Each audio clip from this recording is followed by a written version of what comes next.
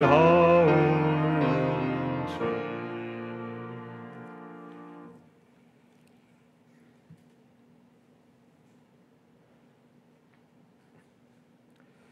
우리 주님께 사랑하시는 행복한 토픈교회 성도 여러분, 안녕하십니까? 지난 화요일에 담임 목사님께서 말씀을 선포하시고 내려오셨는데 무척 지쳐 보이셨습니다. 성도들이 너무 보고 싶다, 이렇게 말씀을 주셨는데 정말 제 가슴속에도 깊이 와닿고 정말 뵙고 싶습니다. 우리 여수석 집사님께서 전화를 저에게 주셨다고 하는데 이렇게 집회를 빠졌는데 너무 오래 교회 못 가는 것 같다. 정말 이 성전에 와서 하나님 예배드리고 또 성도님 뵙고 싶다, 이 말씀을 제가 전해 들었습니다. 우리 모두의 마음인 줄로 알고 있습니다. 우리 하나님께 속히 이 코로나 상황을 또 진정시켜 주시고 우리가 대면해서 함께 예배드리며 주님께 영광 돌릴 수 있도록 속히 허락해 주시기를 이 시간 주님의 이름으로 기원합니다. 비록 우리 댁에서 계시지만 마음과 또 장소를 구별해서 하나님 앞에 나오신 한 분 한 분 위에 우리 하나님의 은총이 함께 하시기를 주님의 이름으로 기원합니다. 오늘은 창 너머로 무엇을 보는가라는 제목으로 함께 하나님의 은혜를 나누고자 합니다. 하나님의 말씀 고린도전서 10장 31절 말씀 함께 봉독하시겠습니다. 그런즉 함께 읽겠습니다. 그런즉 너희가 먹든지 마시든지 무엇을 하든지 다 하나님의 영광을 위하여 하라. 아멘.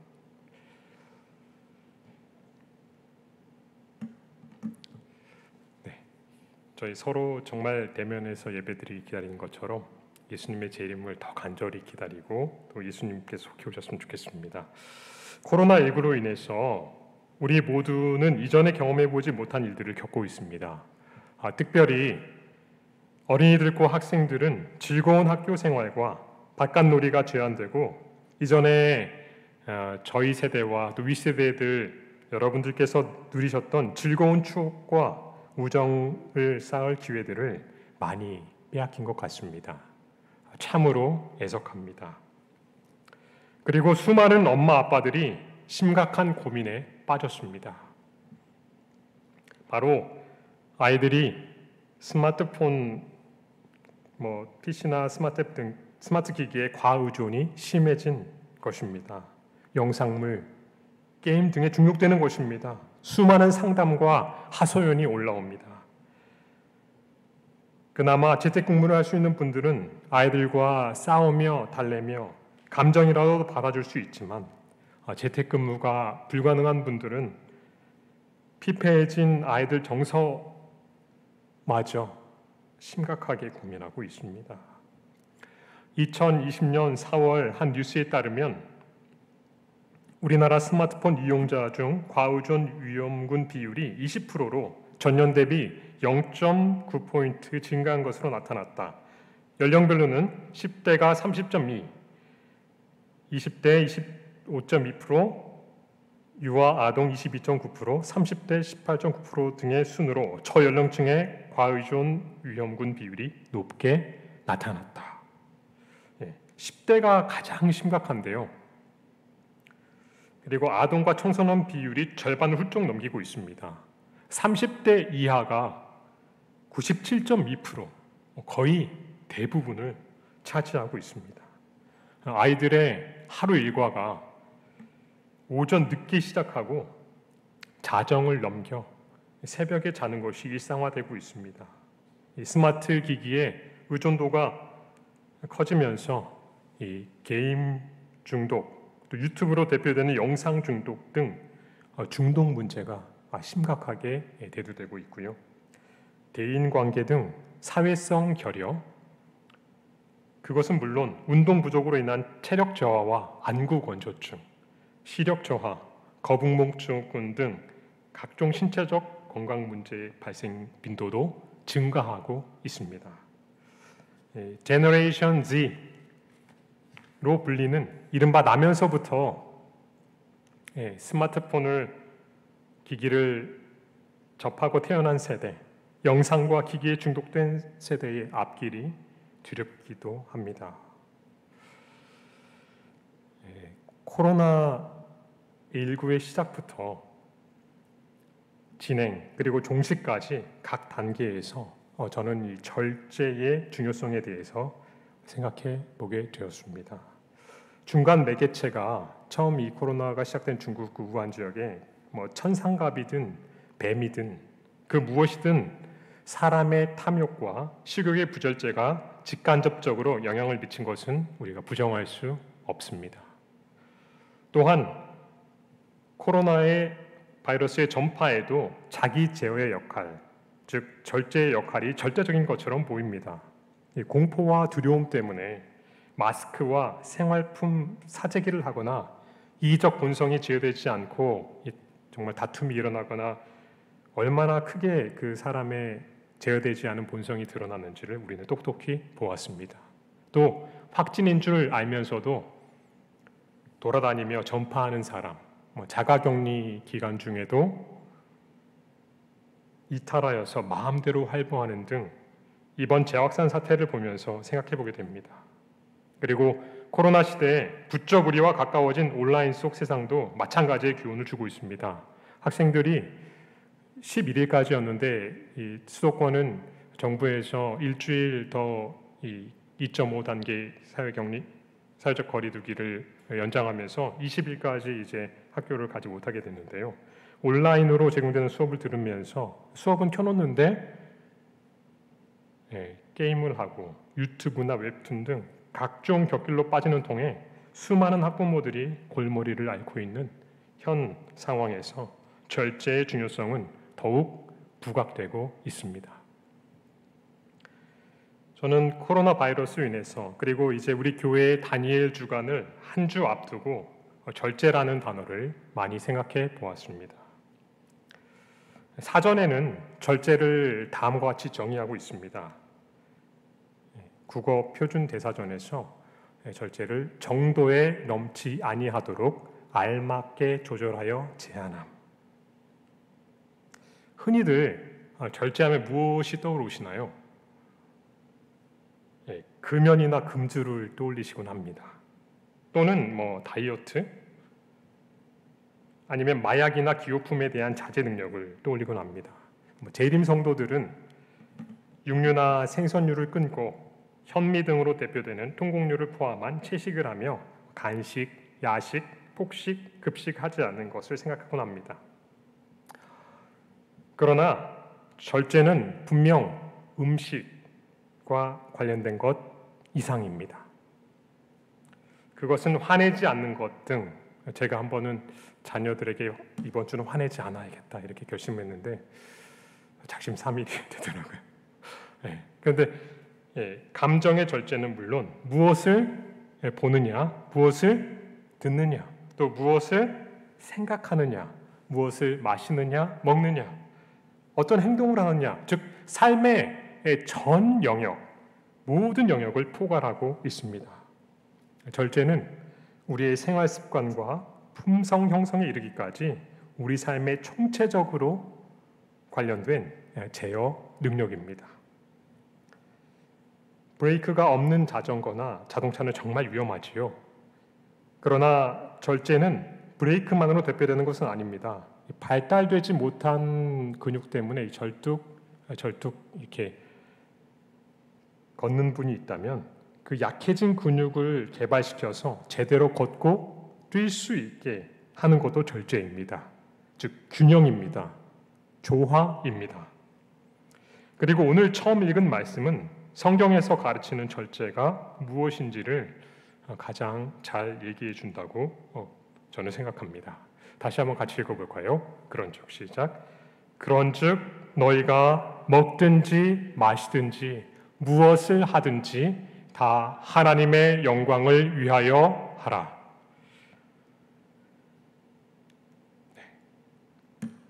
그래서 그리스도인 사전에 절제의 정의는 이렇게 내릴 수 있지 않을까 생각해 보았습니다. 첫 번째로 무엇을 하든지 하나님의 영광을 위해서 하는 것이 절제입니다. 그리고 더 중요한 정의는 모든 면에서 하나님이 바라시는 모습으로 성장하는 것, 이것이 그리스도인이 가진 참된 절제의 정의가 아닐까 생각해 봅니다. 저는 지난 시간 충성된 자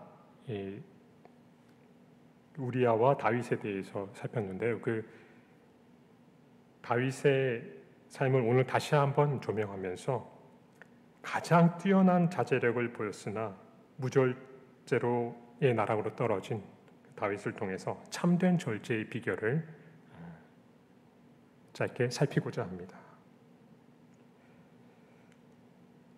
여러분, 다윗이 자신을 죽이러 온 사울이 코앞에서 골아 떨어져 있어도 죽이지 않았던 이유는 무엇일까요? 너무도 놀라운 자제력이에요. 아무리 생각해봐도. 자기 원수가 지금 단박에 끝을 낼 수 있는데 무엇이 그토록 자제력 있는 사람으로 만들었습니까?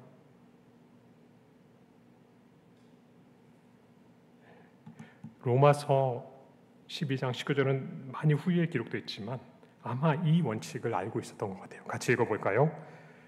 내 사랑하는 자들아, 너희가 친히 원수를 갚지 말고 진노하심에 맡기라. 기록되었을 때 원수 갚는 것이 내게 있으니 내가 갚으리라고 주께서 말씀하시니라. 아멘. 원수 갚는 것은 하나님께 있다는 것을 알았기 때문입니다. 하나님께 모든 것을 맡길 때 그는 감정을 그리고 행동을 제어할 수가 있었습니다. 다윗은 자기의 발 앞에 누워 자고 있는 원수를 바라본 것이 아니었습니다. 그는 그 위에 계신 하나님을 보았습니다. 그러므로 실족치 않을 수가 있었습니다.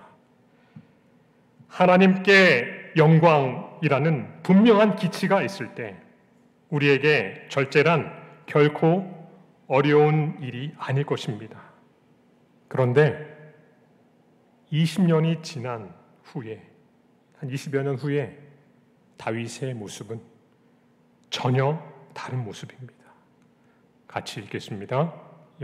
사무엘하 11장 1절에 3절입니다. 시작.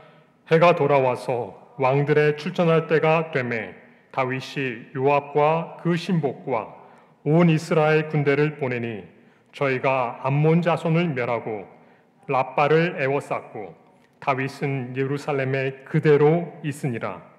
저녁 때에 다윗이 그 침상에서 일어나 왕궁 지붕 위에서 거닐다가 그곳에서 보니 한 여인이 목욕을 하는데 심히 아름다워 보이는지라.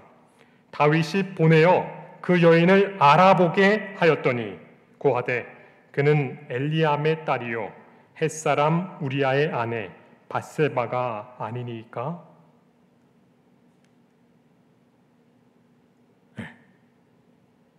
왕궁 옥상에서 이웃집 창가를 통해 한 여인이 목욕하는 것을 봅니다. 원치 않았지만 보게 될 수도 있습니다. 그런데 본 것에서 그친 것이 아닙니다. 알아봅니다. 검색한 것입니다. 그리고 그녀가 품절녀인 것을 알게 되었습니다. 하나님이 금하신 것입니다. 그런데 포기하지 않습니다.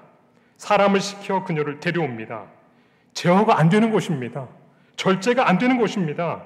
26, 일반적으로는 절제가 쉽지 않은 나이에 원수 사울을 하나님의 손에 맡기고 놀라운 절제를 보였던 그 청렴한 젊은이가 부록을 넘기고 이순의 나이가 다 되어서 지금 49세의 나이에 부절제의 대명사가 되어버린 것입니다. 하나님께서는 다윗이 하는 전쟁마다 이기게 하시고 원하는 모든 것을 주었습니다. 영화의 끝을 바라보는 순간, 즉 왕궁의 지붕까지 올라갔다가, 아니 하늘까지 올라갔다가 지옥으로 떨어지는 순간이었습니다. 가장 높이 올랐는데 자제력은 가장 밑바닥이었습니다.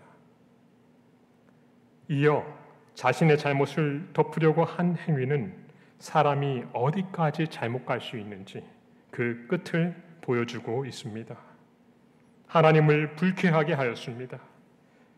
가장 위험한 길로 브레이크 없이 돌진한 것입니다.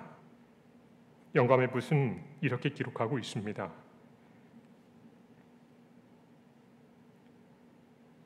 같이 읽을까요? 자기의 생명이 위태한 때에라도 그의 고운 양심과 명예에 대한 고상한 의식을 잃지 아니하고 손을 들어 여호와의 기름 부음을 받은 자를 치지 않았던 그가 자기의 가장 충성스럽고 가장 용맹스러운 무사를 욕보이고 살해한 후 자기의 죄악의 보상을 방해받지 아니하고 향락하기를 바랄 만큼 타락했다. 슬프다. 어찌하여 정금이 광채를 잃었는고? 어찌하여 정금이 변했는고? 최고의 정금이 변했는고?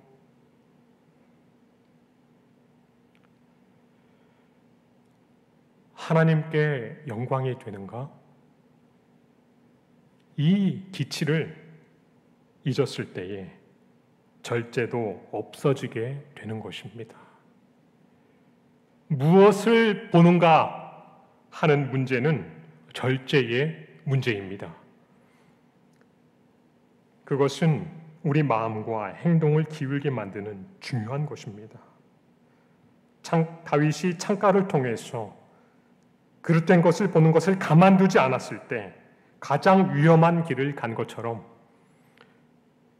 오늘날 윈도우스라는 창을 통해서 모바일과 인터넷이라는 창을 통해서 보지 말아야 할 것을 너무 많이 바라보는 것 같습니다. 금단의 열매를 먹은 것처럼 애플의 수많은 앱을 통해서 자기 제한 없이 마음대로 맛보려고 하는 것만 같습니다. 미디어와 보는 것에 대한 절제의 개념이 왜 그렇게 희박할까요? 이것이 얼마나 중요한 문제인지를 곰곰이 생각해 보았습니다. 올해 조사된 아직 통계는 제가 찾지 못했는데 2019년 한 조사에 따르면 한국인 1인당 하루 스마트폰 사용 시간이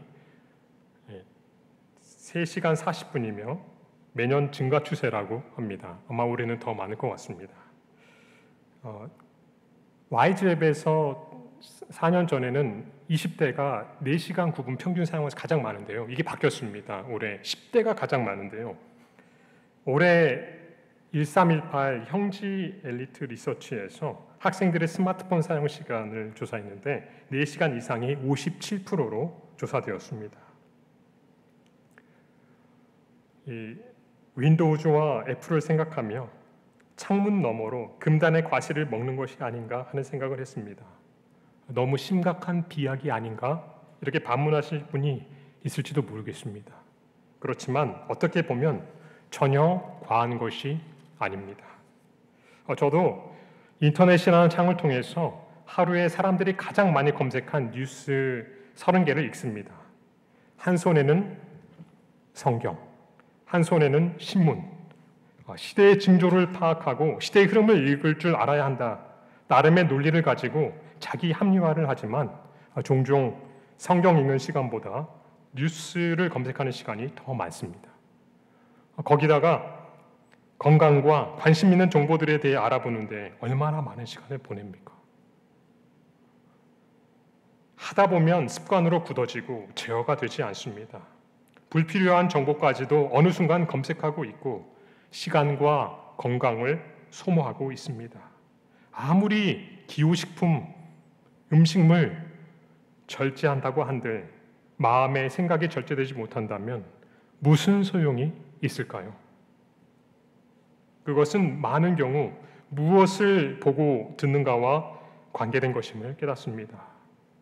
마음의 창으로 무엇을 보는가? 내가 읽는 것에 대한 절제가 필요합니다.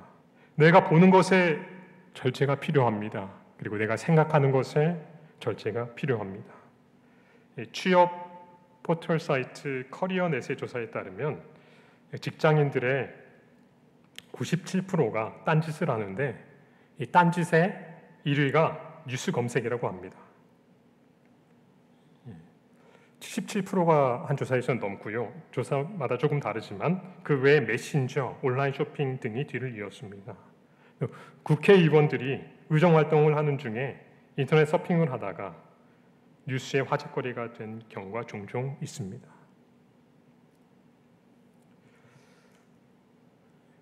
오늘 여러분은 무엇을 보고 계십니까?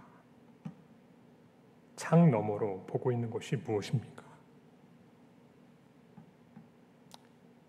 다윗은 자제력을 상실한 결과 가장 큰 비극을 맛보았습니다. 자신의 딸인 다말이 배다른 오빠, 그것도 자신의 왕위를 이을 첫째 왕자인 암논에게 억지로 욕보임을 당합니다. 그러자 다말의 친오빠인 압살롬이 암논을 죽입니다. 왕자들을 다 초청해놓고 사실 암논을 죽이기 위한 계략이었죠. 그리고 아버지를 피해 도망갔다가 이미 아버지가 그를 용서한 줄을 알고 용서한 아버지께 돌아왔습니다. 그러나 배은망덕하게도 반란을 꾸밉니다. 그 성문 앞에서 입을 맞추면서 모든 이 예루살렘 이스라엘 사람들의 마음을 빼앗고 치밀한 쿠데타를 계획하고 마침내 반란을 일으킵니다. 아버지의 아내들을 강간하고 아버지를 죽이고자 총공격을 감행합니다. 다윗은 맨발로 기드론 시내를 건너고 요단을 건너서 피난하였습니다. 부절제는 반드시 쓰라린 결과를 가져옵니다. 브레이크가 없이 달리는 것은 결국 파멸로 이어집니다. 죄는 어쩌면 절제 없는 자기 사랑입니다. 가장 무서운 것입니다. 다윗은 선지자 나단의 이야기에 분노했습니다. 너무 그 얘기를 듣는데 화가 났어요. 가난한 집에서 자식처럼 키운 유일한 새끼 양을 빼앗은 그 양도 정말 많은 못된 부자, 마땅히 죽어야 할 자다. 4배나 갚아줘야 된다. 이렇게 얘기했습니다. 그런데 바로 그 자신이었고 부절제의 결과로 자신이 그러한 값을 치른 것입니다. 죽어야 될 자기 대신에 태어난 아이가 죽었지요. 그리고 정말 그 영향력이 많은 사람이 잘못하면서 다윗도 그랬다고 핑계대는, 오늘날 사람까지도 이용하는 그 부절제의 영향력과 그 멀리까지 뻗쳐간 것은 누구도 헤아릴 수 없을 것 같습니다. 그 결과는, 그 영향력은 주워 담을 수가 없었습니다. 다윗이 하나님 바라보기를 거쳤을 때 그는 이미 부절제한 삶을 살게 되었습니다.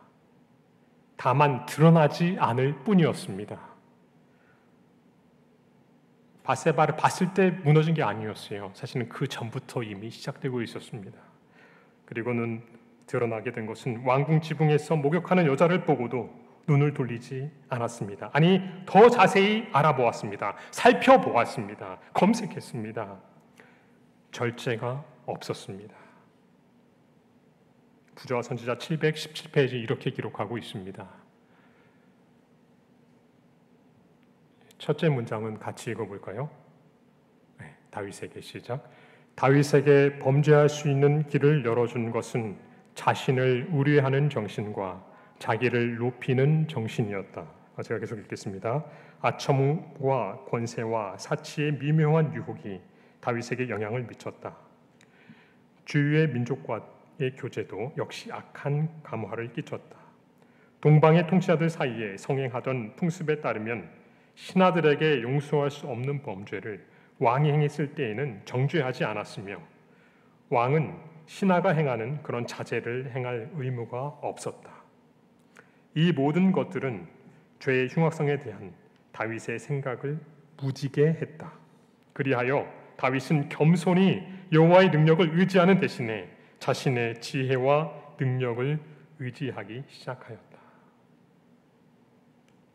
계속해서 이렇게 기록하고 있습니다. 여기도 첫째 문장은 같이 읽도록 하겠습니다. 사단은 시작.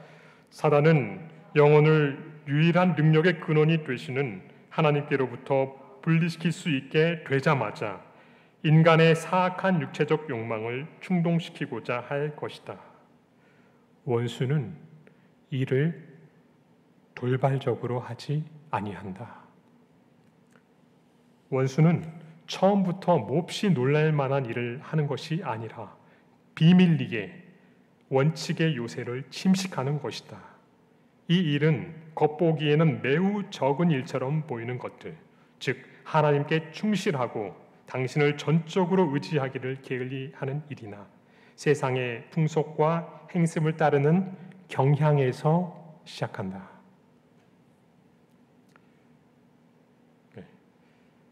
부자선지 459페이지는 이 인용문은 다 함께 읽도록 하겠습니다. 같이 읽겠습니다. 그리스도인이 공공연하게 죄를 범하기 전에 세상에 알려지지 않은 준비 과정이 오랫동안 마음속에서 진행된다. 사람의 마음이 단번에 순결과 거룩함에서 부패와 타락과 범죄로 전락되는 것은 아니다. 하나님의 형상으로 지음을 받은 자들이 금수와 악마처럼 타락하는 데는 시간이 걸린다. 바라봄으로 우리는 변화를 받는다. 불순한 생각들을 품음으로 인간은 한때 그가 미워하던 죄를 좋아하도록 그 마음을 길들일 수 있다. 아멘. 바라봄으로 우리는 변화를 받는다. 절제는 무엇을 바라보는가의 문제입니다. 이렇게 브레이크 없이 멸망을 향해 질주하던 다윗, 하나님이 자비하셔서 선지자 나단을 통해서 잃었던 시력을 되찾게 되었습니다. 그가 하나님을 다시 보게 되자 부절제했던 삶에 경종이 울렸습니다. 절제는 무엇의 문제라고요? 지금 파워포인트에도 나오는데 바라봄의 문제입니다.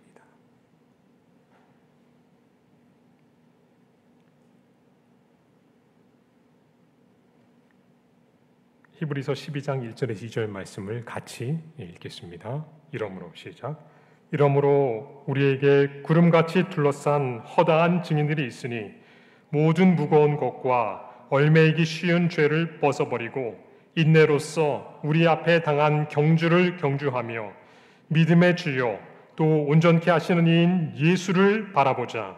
저는 그 앞에 있는 즐거움을 위하여 십자가를 참으사 부끄러움을 개의치 아니하시더니 하나님 보좌 우편에 앉으셨느니라. 아멘. 예수를 바라보자. 히브리서 기자가 기록했습니다. 그분은 진정한 절제의 모델이십니다. 십자가를 참으셨습니다. 그분의 삶은 인내의 삶이었습니다. 얽매이기 쉬운 모든 죄와 상관없는 정말 참된 절제의 모본이십니다. 그분을 바라보면 우리 삶에 균형이 생깁니다. 그분을 생각하면 우리에게 엄습하는 유혹의 브레이크가 달립니다. 그분을 생각하면 인내를 알게 됩니다. 참된 절제가 그분을 바라볼 때 생겨납니다. 절제는 바라봄의 문제입니다. 예수를 바라보는가 아닌가의 문제입니다. 계속해서 이어서 히브리서 12장 3절로 7절은 다음과 같이 기록하고 있습니다. 같이 읽겠습니다. 너희가 시작. 너희가 피곤하여 낙심치 않기 위하여 죄인들의 이같이 자기에게 거역한 일을 참으신 자를 생각하라. 너희가 죄와 싸우되 아직 피 흘리기까지는 대항치 아니하고 5절부터 7절은 제가 읽겠습니다. 또 아들들에게 권하는 것 같이 너희에게 권면하신 말씀을 잊어도다. 일러스되 내 아들아 주의 경계하심을 경히 여기지 말며 그에게 꾸지람을 받을 때에 낙심하지 말라. 주께서는 그 사랑하시는 자를 징계하시고 그의 받으시는 아들마다 채찍질하심이니라 하였으니 너희가 참음은 징계를 받기 위함이라. 하나님이 아들과 같이 너희를 대우하시나니 어찌 아비가 징계하지 않는 아들이 있으리요. 아멘.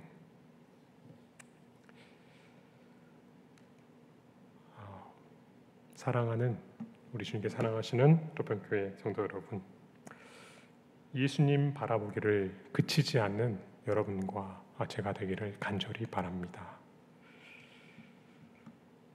음식은 물론 삶의 모든 영역에서 참된 절제가 실현될 것입니다. 특별히 우리 사랑하는 청년들, 학생들, 그리고 어린이들, 그리고 우리 모든 성도님들, 윈도우스라는 창 너머로 혹은 앱을 통해서 금단의 열매를 바라보고 기웃거리는 대신에 마음의 창으로 우리의 구원을 위해 피 흘리기까지 죽기까지 복종하시면서 우리를 사랑하신 예수님을 생각하게 되는, 그리고 바라보게 되는, 따르게 되는 그런 삶이 여러분과 저의 삶이 되기를 간절히 소망합니다. 다시 한번 말씀을 읽으면서 우리는 우리의 마음의 창 너머로 무엇을 보는지를 생각하시면서 우리의 시선을 오직 예수께로 고정시키는 여러분과 제가 되길 간절히 바라면서 말씀을 마치겠습니다. 성경절 3절 읽고 마치겠습니다. 그런즉 읽겠습니다. 그런즉 시작. 그런즉 너희가 먹든지 마시든지 무엇을 하든지 다 하나님의 영광을 위하여 하라. 믿음의 주요 또 온전케 하신 이인 예수를 바라보자. 너희가 피곤하여 낙심치 않기 위하여 죄인들의 이같이 자기에게 거역한 일을 참으신 자를 생각하라. 아멘.